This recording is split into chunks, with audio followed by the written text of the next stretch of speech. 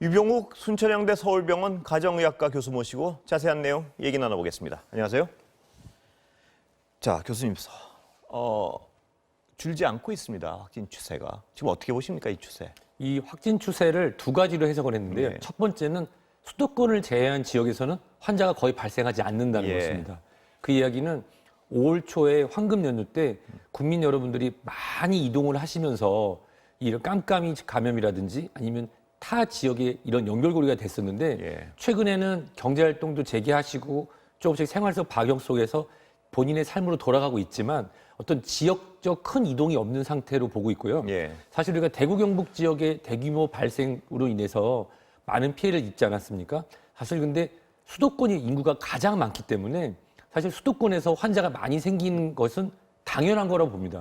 다행인 것은 뭐 50명을 넘은 적도 있지만 50명 이내에 방역 당국에서 환자를 우리가 받아서 모시고 치료할 수 있는 범위 내이기 때문에 어떻게 보면 우리나라처럼 투명하게 검사를 많이 하는 나라에서 50명 이내로 확진자가 나오는 것은 이 코로나19의 특성상 큰 일은 아니라고 생각합니다. 그럼 일단은 관리가 제대로 아직까지 통제 가능한 범위에서 제대로 되고 있다고 봐야 되는데요. 네. 그렇죠? 그렇게 이것은 통제가 가능한 범위 내에서 우리가 환자를 인지하고 있는데요.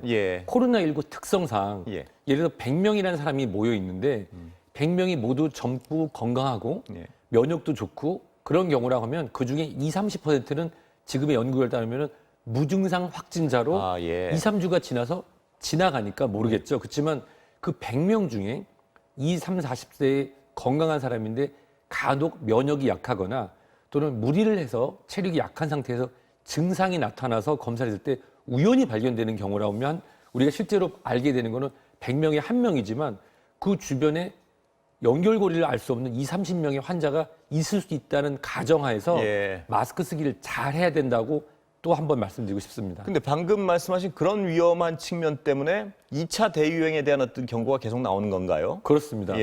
여러 전문가분들이 말씀하시는 게 2차 대유행이라고 하는 것이 어떻게 보면 굉장히 이 글자 자체가 굉장히 공포스럽긴 합니다만은 지금 이미 지역사회 내에서 조용한 전파가 흐르고 있는데 큰 흐름 중에서 우리가 딱 하나 건져서 그 연결고리만 알고 있는 거지 아직도 모르는 게 흐름이 있거든요. 그래서 이런 상황에서 병상 우리가 받을 수 있는 능력을 벗어나는 경우라고 하면은 2차 대유행을 할 텐데요.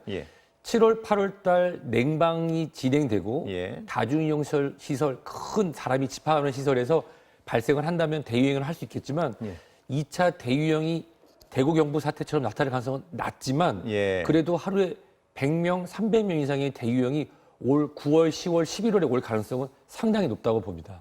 그 2차 대유행의 어떤 그 위험성에 대해서 우려하시는 가장 큰 요인은 아까도 설명하셨지만 무증상 감염 때문에 그런 거죠? 그렇습니다. 그 감염자들 추적하기가 힘드니까요. 추적하기도 힘들고 최근에 연구 결과가 하나 나온 게 있었는데 일반적으로 우리가 인플루엔자, 계절성 독감 같은 경우는 증상이 나타날 때부터 감염이 가능합니다. 근데 이제 홍역처럼 이 코로나19는 이 증상이 발현되기 바로 직전에도 증상이 나타난 이유만큼 많이 전파력을 보인다라고 연구 결과가 나와 있기 때문에 사실 최근에 여러 뭐 교회 관련 또는 방문 판매 관련으로 발견돼서 이분하고 연결된 사람을 전수조사를 해야지 했을 때 너는 아무 증상도 없는데요? 이런 분들이 다수 있었다는 거는 그런 상태에서 다른 사람에게 전염시킬 수 있는 가능성이 있다라고 말씀드리고 싶습니다. 그 무증상인 상태에서 다른 분들에게 전염시킬 수 있다는 건 이미 확인된 사실이고요. 확인된 사실입니다. 전염력은 어떻습니까? 전염력은 일단은 무증상일 때 무증상도 여러 단계가 있습니다. 바이러스에 노출됐다고 해서 다 감염되는 건 아니고요. 노출돼서 감염됐다고 다 발병되는 건 아닙니다. 노출돼서 감염되고 발병해서 증상이 나타나야 그때 이제 검사를 해서 우리가 확진을 하잖아요. 자, 교수님 아까 여쭤보다 만 거 계속해 보겠습니다. 말씀하시기에 바이러스에 노출이 된 다음에 감염이 된 다음에 증상이 나타나고 이런 단계가 있다 그러셨는데요. 그렇습니다. 바이러스에 노출이 되고 감염이 됐는데 증상은 안 나타나는 그 전 단계에서의 감염은 이미 확인이 된 것이고요. 그 감염력은 어떤지에 대해서 말씀해 주시다. 우선은 증상이 있는 분들이 감염력이 더 높은 건 사실입니다. 그건 확인된 왜냐하면 거고요. 비말을 통해서 바이러스가 많이 나오니까요. 근데 문제는 증상 발현 바로 전날 또는 이틀 전날에도 거의 유사하게 전염력이 있을 거라고 하는 것이 현재까지 전문가들의 생각이고 저도 같은 생각입니다. 예. 그러니까 무증상 기간이 길어서 14일, 21일 동안 무증상 기간이 있다가 그냥 격리해제되는 되는 분들도 예. 있지만 무증상으로 있다가 증상이 발현될 때에 실질적으로 바이러스에 노출을 봤을 때 감염이 충분히 가능한 정도의 수준이라는 거죠. 예. 어떻게 보면 무증상인 분들하고 접촉해서 감염자가 다수 발생한 건 아니지만 감염이 충분히 가능한 만큼의 바이러스가 노출될 수 있다는 것입니다. 예. 그러면 말씀하신 대로 하면 증상이 발현되기 직전 증상이 없을 때가 가장 위험하다고 할 수 있겠군요. 가장 위험한 이유는 예. 이분들이 증상이 있으면 병원에 가지 그렇죠. 않습니까? 예. 근데 증상이 발현되기 전, 하루 전, 어떤 분들은 증상 없이 계속 가다가 예. 사라지지만 증상이 나타날 만큼 충분한 바이러스가 비말로 나오시는 분들인데도 증상이 없으면 위험한 이유가 그 상태로 일상생활을 하기 예, 때문에 예. 전파의 가능성이 높다는 말씀입니다. 그런 말씀으로 추정해 보면 증상이 있기 바로 직전에 동선을 추적하는 게 굉장히 중요하겠군요. 중요합니다. 예. 사실 그 부분이 가장 핵심이 되는 게요. 예.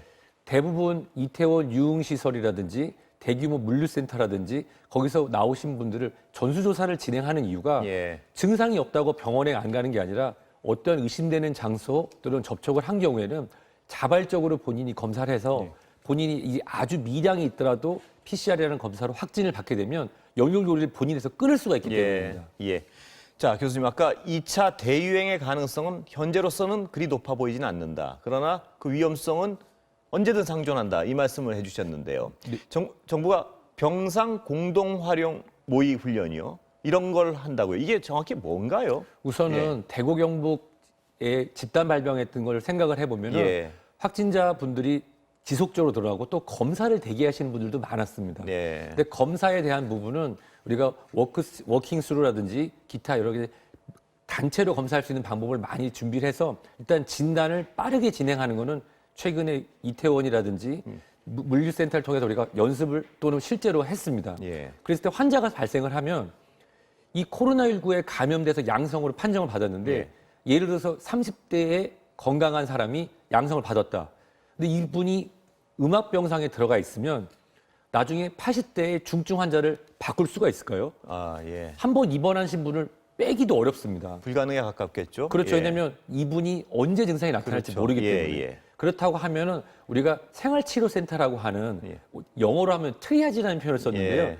분류할 수 있는 곳을 만들고 예. 즉 양성 무증상 있는 분들을 지금 이제 많이 없어진 예. 생활치료센터에 모셔서 거기서 의료진이 관찰해서 증상이 발현되면 차기 병상, 차상위 병상으로 옮기고 예. 거기서 또 증상이 발생을 하면은 중환자실로 옮길 수 있는 그런 과정을 세 군데 서울, 인천, 경기에 병상을 미리 확보하고 거기서 중점적으로 환자가 발생을 했는데 한 곳에 많이 발생하는 경우에는 예전에 아마 기억하실 텐데 대구 경북 지역에서 환자가 많이 발생했을 때 우리 서울 경기 지역으로 해서 예. 이 구급차가 쭉 이동해서 하는 예. 그런 뉴스를 보셨을 거라 생각됩니다. 예. 그렇게 환자를 빠르게 분류해서 입원이 지연되거나 중증 환자가 중증 치료를 빠르게 받을 수 있도록 하는 그런 모의 훈련이라고 생각하시면 됩니다. 그러니까 이 간단히 정리하면 병상이 부족해서 치료받지 못하는 분들은 생기지 않게 하겠다. 뭐 이런 말씀 같은데요. 그렇습니다. 그에 대비해서 예. 이미 이 서울 경기 지역의 대형 병원에는 지금 제가 근무하는 병원인데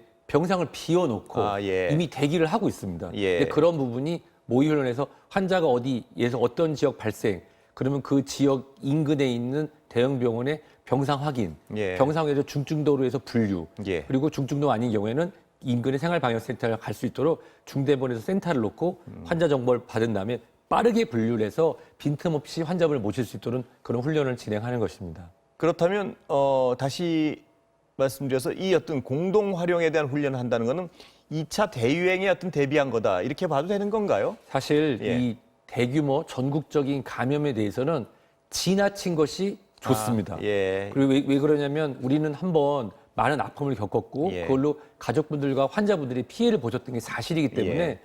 수도권이 인구가 가장 많고 이동 인구가 많기 때문에 예. 계절적 특성이나 마스크 착용 등의 여러 가지가 있지만 생활 속 박역 속에서 코로나19의 중대한 것을 일부 잊고 계신 분이 있어서 대유행이 여름에도 올 수 있다고 하는 가정에서 예. 진행하지만 이런 훈련 등이 가을철과 겨울철에도 지속적으로 훈련이 돼서요. 예. 환자분이 발생했을 때 빈틈없이 모시도록 준비하는 것으로 알고 있습니다.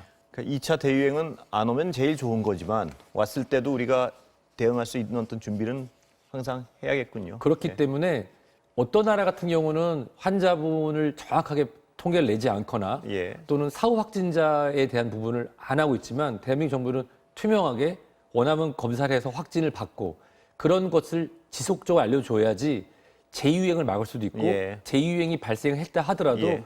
병상을 공동 활용함으로써 예. 환자분들을 빈틈없이 모실 수 있도록 하는 것이 좋을 거라 생각됩니다. 예, 교수님 시간은 거의 다 됐는데요. 하나만 여쭤보고 내겠습니다. 그 이제 해수욕장 개장하는데 전체 인원을 제한하는 걸로 어떤 대책을 세운 것 같습니다. 인원 제한하는 거 말고 뭘 조심해야 될까요? 사실 물놀이. 예. 그 미국에서 수영장에서 파티했던 사람들이 예. 마스크도 없고 그다음에 맥주 한 잔 마시면서 하면서 확진자가 많이 나왔었거든요. 예. 해수욕장이나 아니면 워터파크 같은 예. 시설을 밀집되지 않도록 인원수를 제한하는 건 찬성합니다. 예. 하지만 실질적으로 수영을 하게 되면 가쁜 호흡 때문에 비말이 많이 발생해서 예. 아마 현장에서 새로운 지침이 다시 나와야 될 것으로 생각됩니다. 아, 지침이. 그러니까 호흡에 관련해서 수영을 못하게 할 수는 없지 않겠습니까? 그렇기 그렇다고? 때문에 수영을 하는데 2m나 3m 거리를 두고 수영을 한다? 해수욕장이나 워터파크에서 같이 놀이를 하고 예. 마스크를 쓰고 수영을 한다라고 하는 게 현실적으로 어렵겠죠? 어렵고 예. 위험할 수도 있거든요. 예. 질식의 위험이 있기 예. 때문에 그래서 일단은 이론적인 측면에서 지침이 나왔지만 예. 실제로 지금 해수욕장 같은 경우는 시범 개장, 안전 개장 예. 중에 그 실질적으로 어떤 환자가 발생하고 현장에서 어떤 어려움이 있는지에 따라서 지침이 새롭게 나와야 될 것으로 저는 판단하고 있습니다. 그거는 더 논의해봐야 될 상황이군요. 지금 지침으로는 사실은 일단은 숫자를 줄여서 한다고 하지만 결국 물놀이를 하다 보면 사람이 밀집되기 예. 쉽기 때문에 가지 말라고 할 수는 없는 거고 예. 숫자를 정하긴 하지만 그 안에서의 물놀이에 대한 상세 지침이 새로 나와야 될 것으로 생각됩니다. 기다려보겠습니다. 예, 오늘 말씀 감사합니다.